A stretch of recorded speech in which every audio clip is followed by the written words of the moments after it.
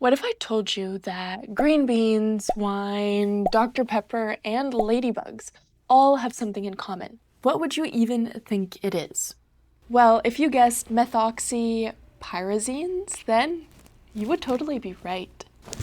Now, this rabbit hole stems completely from the fact that when I started drinking Dr. Pepper, I could not get over the fact that it smelled a lot like ladybugs. And so, of course, instead of accepting that my nose was making me seem crazy, I needed to know if there was actually a connection. Now, according to my online research, methoxypyrazines are a family of powerful organic chemical compounds that create strong, green, vegetal, herbaceous aromas. They are detectable by humans at very small trace amounts. We're talking parts per trillion.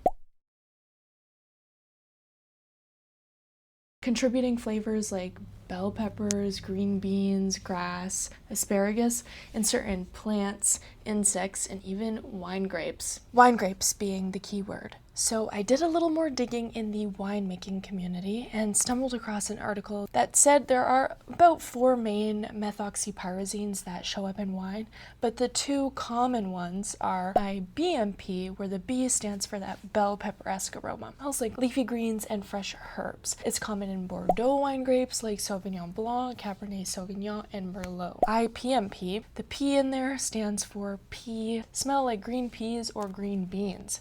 It can also be released by certain insects such as Asian lady beetles. Okay, we're onto something. I kept scrolling in this article and lo and behold, I found something. What is ladybug taint?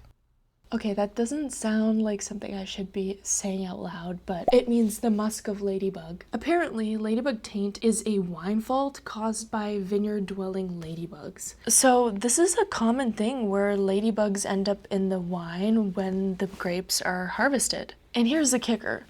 When the ladybugs are in distress, like for example, they're drowning in a giant vat of grape-filled waters, which would definitely cause distress, the bugs emit compounds called alkyl methoxypyrazines, a smelly chemical usually used to deter predators. Ladybugs accidentally getting mixed into the winemaking process is something that happens. So of course I had to find another winemaking article to validate this. There was actually an interview with this sommelier at Michelin star restaurants. He's talking about wine, it has to be legit. In those wines, the Cabernet and Sauvignons I mentioned earlier, pyrazines add notes of cut grass, bell pepper, jalapeno. However, the ladybug version tends to be a bit more unpleasant. Rotten peas, moldy potatoes, and aggressive nutty notes like ballpark peanuts. I'll be extremely honest, upon starting this video and doing my research, I really did not think we were gonna find a connection, but this wine and ladybug thing is seeming very promising. Let's get back to understanding our ladybug friends. When a ladybug is stressed, attacked, squashed, etc., it leaks fluid out of its joints. This is the bug's main defense mechanism, and it is often referred to as reflex bleeding. The fluid is foul-smelling,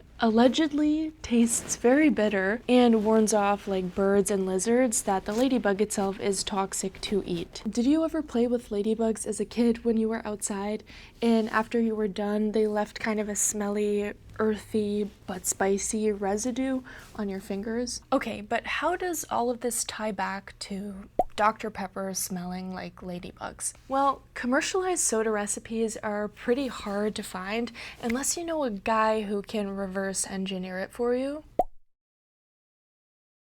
Looking up a homemade syrup recipe though, you get an idea of some flavor profiles. What I found is that some Dr. Pepper homemade syrups can include cinnamon, nutmeg, cloves, cardamom, anise, ginger root, black pepper, cherries, coconut sugar, vanilla, and almond. Nothing really sticks out crazy to me in that profile. With a little bit more digging, although I wasn't able to find anything exact, I came across one Quora forum where Sammy, which cooked professionally for 7+ years, mentioned that there are 23 flavors in Dr. Pepper, including cola, cherry, licorice, amaretto, almond, vanilla, blackberry, apricot, caramel, pepper, anise, sarsaparilla,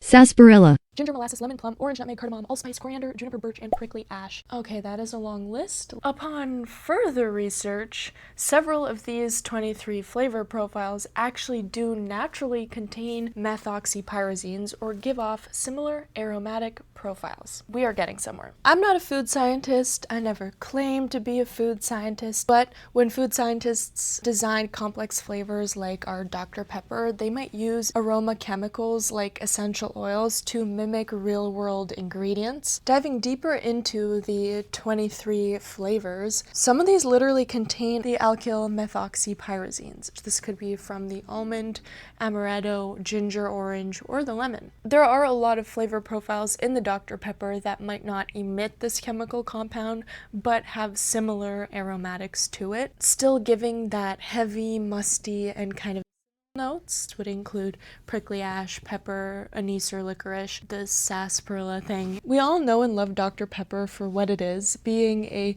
very sugary drink. So in the development of the cola, at least the recent recipe, it balances all these heavy, musty, earthy undertones from the nuts and citrus and other flavors with a lot of sugar, on top of vanilla and maybe caramel undertones. However, because the soda itself already contains those methoxypyrazine-like undertones, it's very easy for the scale to tip leaning towards smelling like Ladybug. Remember how I mentioned earlier that the human nose is pretty sensitive to these methoxypyrazine aromatics, being able to detect very small traces like in the parts per trillion? Yeah, well, I guess my nose is just extremely sensitive to similar scents, and if the Dr. Pepper was stored under poor environmental conditions like left directly in sunlight, maybe some of these sweeter flavor profiles kind of fade away where the earthy Ladybug-esque ones come out to play. My personal takeaway from this video is that there is solid scientific evidence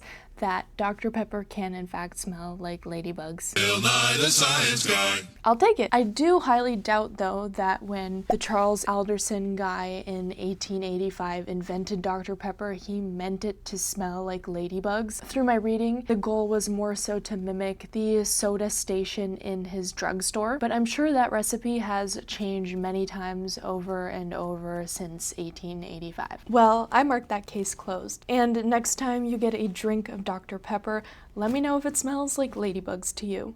And on that happy note, I seriously have a flight to catch.